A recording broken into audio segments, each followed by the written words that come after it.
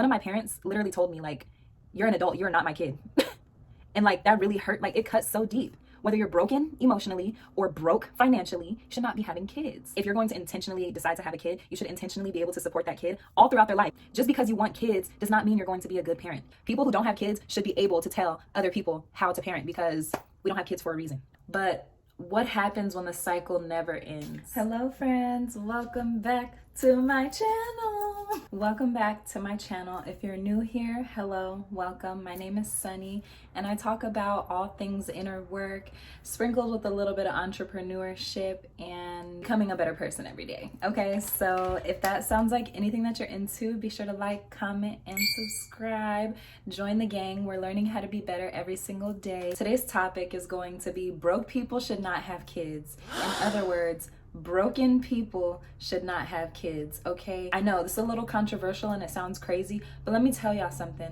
I'm a product of a broken home and I see firsthand how having kids when you're not in the right space to even have kids, when you're broken as a person and you decide to have kids, you create broken children. You make it harder for the kids to be a wholesome and healed individual. You make it harder for your children to know how to survive or live in the present moment and not be so stuck in survival, I guess you could say. So I just wanted to talk about this. And before you even ask in the comments, do you have kids? No, I don't have kids, okay? And I'm gonna die on this hill of people who don't have kids should be able to tell other people how to parent because we don't have kids for a reason. But that's neither here nor there. Let's get into the video because this topic is so juicy, okay? First off, like I said, I grew up in a broken home. My parents had children very young. My mom had my brother when she was 15 and had me when she was 18. When I was 25, I would always think to myself like, dang, I'm 25 now. My mom had 3 kids when she was my age. I don't know how she did that. I really don't know how she did that. I'm still shook. God bless you. We grew up without stability and we had to depend on our grandparents, aunts, uncles, or distant family, basically whoever would help us in a sense. While I do believe that it does take a village, okay, I understand it does take a village, but what happens when the cycle never ends? You learn to endure life. You don't really live life the same as everybody else. And I've learned this just over these last few years. I didn't realize how much I was living in survival until I took a sociology class, learning about the socioeconomic system, what it's like for kids who grew up in poverty, basically all those things like poverty versus middle class versus upper class. Like we learn about all of that stuff. And then in those moments, it kind of clicked for me like, dang, I grew up in poverty and I couldn't believe it because it's like I knew that we didn't have money, but I didn't realize how much we really didn't have money until I took that sociology class, which I loved and I thought it was very interesting. But what happens when the cycle never ends? What happens? I'll tell you what happens. Kids navigate life through scarcity, fear, and instability. Navigating life with fear, instability, and scarcity, it's a whole different life versus growing up when you don't have to worry about how you gonna eat, when you gonna eat, if you gonna eat, okay? If you have somewhere to live, if you know your family will let you stay at their house a little bit longer, if you don't know. Grow up not really knowing. Let me know what y'all think in the comments about this topic because I have so many thoughts. I'm gonna start with the most important, breaking generational cycles and curses. It is so hard to break generational curses. I'll start with having kids, okay? Having kids while broke or broken financially or emotionally, it often repeats the cycle. So if I were to have kids right now, they're probably gonna grow up just like me. They're gonna grow up thinking that you don't need to be married or have a stable relationship in order to have children. They're not going to think about all the logistics that actually go into having kids. Do you know what I mean?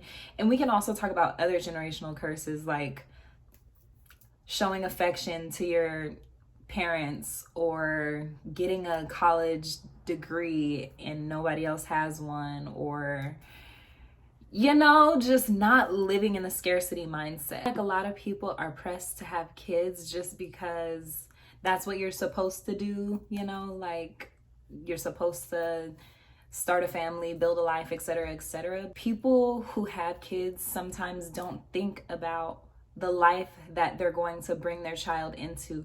If you broke, living at your mama's house, don't know who your baby daddy is, like, why would you have a baby? Why would you bring a baby into that? Now your child is going to grow up not knowing who their father is. They're going to grow up missing that paternal figure. They're going to grow up with all type of hormonal imbalances or just imbalances in general because you brought a new life into an unstable environment, I don't know, I just feel like struggle shouldn't be inherited. Like, if you're going to intentionally decide to have a kid, you should intentionally be able to support that kid all throughout their life. This is another unpopular opinion. Just because your kid turns 18 does not mean they're an adult now. You ain't got to take care of them because they're an adult. I feel weird about saying this, but a huge reason that I resent my parents is because now that I'm an adult, they think they don't have to take care of me. They think you're an adult. Like, one of my parents literally told me, like, you're an adult, you're not my kid. And like, that really hurt. Like, it cuts so deep. Because what do you mean I'm not your kid just because I'm an adult? What do you mean you don't have to take care of me, or you're not obligated to do anything for me just because I'm an adult? I'm not your kid. Yeah, I don't know, y'all. But I worked through that through therapy because I couldn't believe that my own parent was telling me, like, you're not my kid anymore. Like, you're not my kid. I don't know why that hurt so bad. Like, yes, I get it, I'm an adult. But at the same time, it's like, if you weren't prepared to take care of your child from birth until you die, you should not have had children. And I don't care what nobody says. The way I felt from my own parent telling me, like, they don't have to do anything for me because I'm an adult. I didn't even ask to be here. Sorry, there, I said it. They hate when you say that, but that's weird.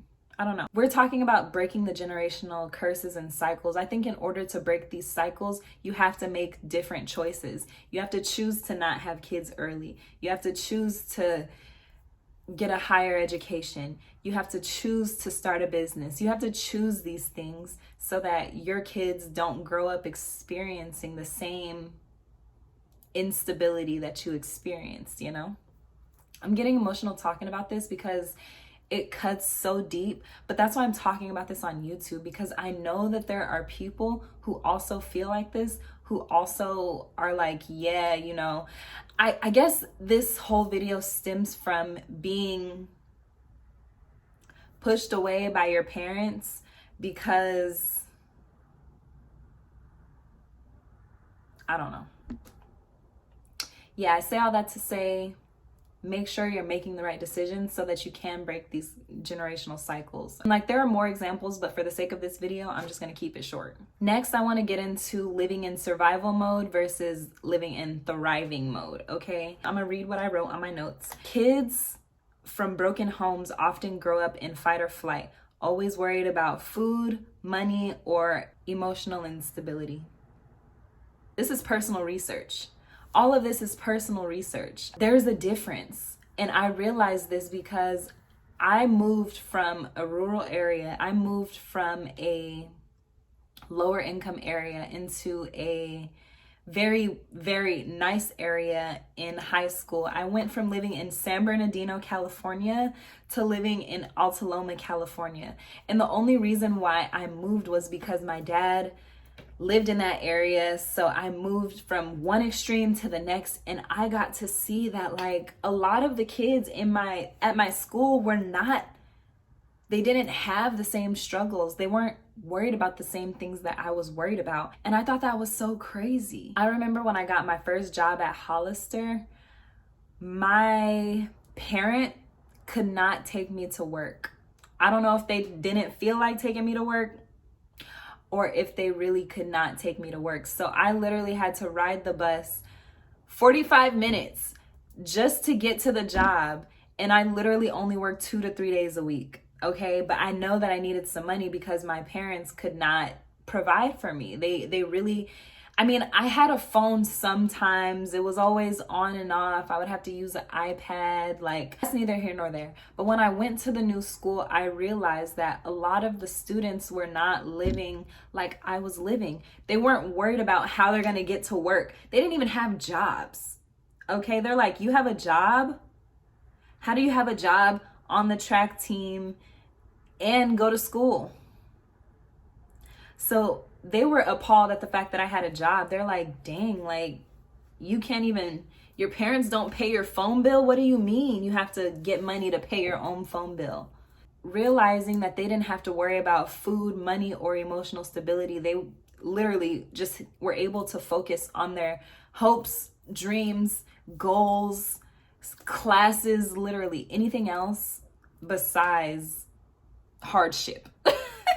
I wrote, instead of focusing on dreams, passions, and self-discovery, they're stuck in learning how to make ends meet, which is honestly what I've noticed and what I realized when I was in those spaces. Like, dang, I'm over here trying to figure out how I'm gonna have my phone bill paid, and they over here going swimming on the weekends going shopping in the car that their parents bought them. Like, this was so crazy to me. It was such a foreign concept because I'm like, dang, there's 2 times that happened to me, in high school and then when I moved to North Carolina and I started making friends, and those friends grew up in stable homes. They had 2-parent households. They didn't have to work through college, you know? They didn't have to worry about making ends meet because their parents fully provided for them all the way up until they were finished with college. Like, that's so unheard of for me. If I could not pay rent, I don't have nobody that I can reach out to help me pay rent. I don't have no family I could reach out to. I don't have no friends I could reach out to. It's all on me, literally. I'm not saying my parents never did nothing for me, but I'm just taking note of everything. And that's why I don't know if I want kids, because do I really want to have to be responsible for somebody for the rest of my life? I think the freak not. Right now, at least. Right now. I'm not just talking about financial needs, emotional needs, being a collective family. I cannot tell y'all if my family had ever sat down at the dinner table. I know this sounds like I'm trauma dumping on y'all, but it's for a good cause. But I cannot remember a time that my family sat down at the dinner table and had a meal together. I don't even think that ever happened. But when I went over to my friend's house in college and her family was sitting at the dinner table, I was like, I low-key almost broke down at the table because I realized my family never had dinner together. This was not a thing. The kids ate at the table, the parents ate wherever. Sometimes the kids ate in a room. Like, this was not a thing. It's more than just financial stability. It's emotional stability as well. You have to be able to be there for your kids emotionally. You have to be able to guide them when they're going through certain situations, through certain hardships. If you don't have the mental capacity to walk your children through certain situations in life, you should not be having kids. That's why kids now are not doing that well, because at home, they parents be on them damn phones. I'm sorry, let me not get my blood pressure up. But having the emotional space and capacity to provide for your children is just as important as having the financial capacity and support for your children, okay? So being broke isn't just about money. Some people are emotionally broke and unhealed, okay? And that's why you have people growing up in certain mindsets or doing certain things or being addicted to certain things because their parents were addicted to certain things. And don't get me started, okay? That's why I think it's so hard for me to stop smoking weed. I'm embarrassed to say this. I think that's why it's so hard for me to stop smoking weed, because I have a parent who suffers with addiction, alcohol addiction. Oh, okay. So having the emotional and mental readiness matters too. It's not just financial. 2 more things and then we're done. The first thing, not everyone is meant to be a parent. Just because you want kids does not mean you're going to be a good parent. Hear me. Hear me when I say this. Just because you want kids does not mean you're going to be a good parent, okay? Sorry, I said it.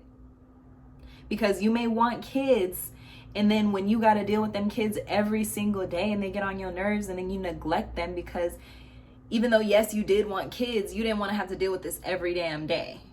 So now you neglect your kids unintentionally, subconsciously, because you're, I guess, grieving the life you thought that you would live or you thought that you wanted, and you don't. Not everyone is meant to have kids. I know society pressures people into having kids even when they're not ready, okay? Why do you think we're pro-life? We're pro-life. You want me to bring this child into poverty? Get out of my face right now. I'm sorry. I know this is very blunt.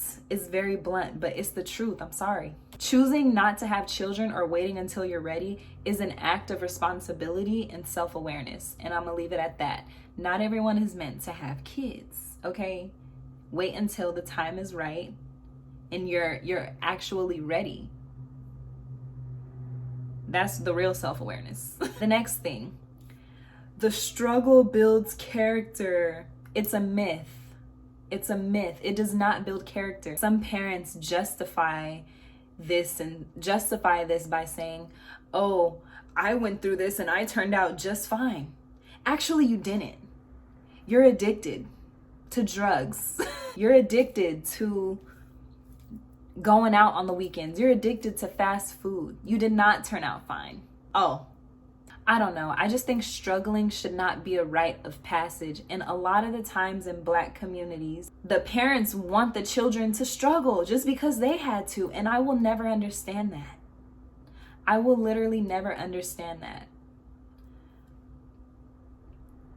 It shouldn't be a rite of passage. Struggle shouldn't be a rite of passage. It should be something that we try to prevent for the next generations. It should be something that is intentional, okay? That we don't want our kids to struggle. But you know, it is what it is. Struggle, the struggle does not always build character. And that's all I'm gonna say about that. Lastly, I just wanna say it's okay to wait or to choose a different path. You can wait as long as you want. Some people wait until they 40, 50 to have, I don't want to say 50. Some people wait until 40 to have children, and that's okay. I feel like Gen Z is right now like, oh my God, I don't want to be an old parent. Do you want to be a broken parent? That's even worse than being an old parent. I'd rather be old, wise, financially, emotionally responsible than to be a young parent.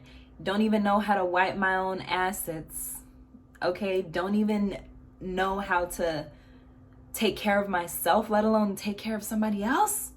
Another life? I'll wait as long as I need to. I'll wait for the right person. I'll wait for the right time. I'll wait for the right amount of resources, money, emotional stability. I will wait if that means that I'm not bringing my child into a broken home. Broke people should not have kids. Whether you're broken emotionally or broke financially, you should not be having kids. Come healed. Show up for your child as your best self. Choose a different path if you need to. Do whatever you need to be honest. Do what you need to do to know that your kids are going to be good later on. To know that you got a trust fund set up, or, you know, they got assets that they're going to acquire after a certain age. Don't be afraid to wait. Don't be afraid to go on a different path than your family. Don't be afraid to not be like your family. Do not be afraid to be different than your family. I don't care what that means. Don't be afraid to be somebody else. And that's something that I had to learn growing up in a whirlwind of emotions and just clusterfuck. Excuse my French. I just hope that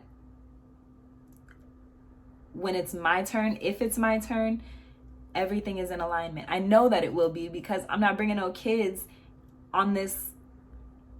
I'm not bringing no kids into where I'm at right now. I mean, I'm not doing too bad, but I'm not doing the best. So if you're broken, please help us all and don't have kids. If you made it this far in the video, please like, comment, subscribe, share with your friends, talk about this in your communities. I want to hear what everybody has to say about this. Am I wrong? Am I wrong for feeling this way? Like, are my emotions valid? But if you like videos like this, be sure to like, comment, and subscribe. Be my friend. We're healing. We're navigating brokenness. We're navigating learning how to be better, learning how to be different from the environments that we're raised in, okay? So if that sounds like you, like this video, subscribe to my channel, and I'll see you guys in the next one. Bye.